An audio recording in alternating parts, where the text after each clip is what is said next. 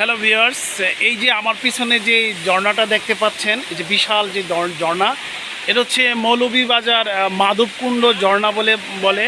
এটা বাংলাদেশের মধ্যে সবচেয়ে উঁচু ঝর্ণা, যার উচ্চতা হচ্ছে আপনার 200 ফুটের মতো উপরে।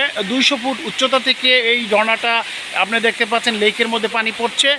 এবং এটা হচ্ছে বাংলাদেশের যে আরও যে ছড়া রাঙামাটি যেসব ঝর্ণা আছে, এর থেকে সবচেয়ে বিশাল ঝর্ণা হচ্ছে এটা।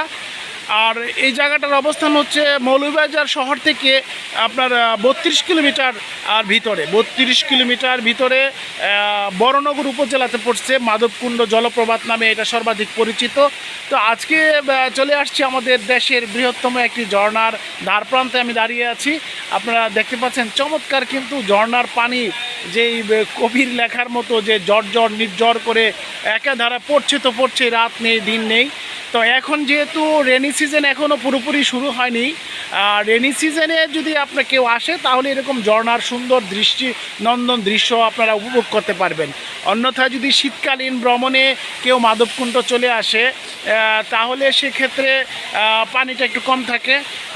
আর কয়েকদিন পরে মানে বৈশাখ জ্যৈষ্ঠ আষাঢ় মাসের দিক দিয়ে প্রচুর জলপ্রপাতের সৃষ্টি হয় এখানে।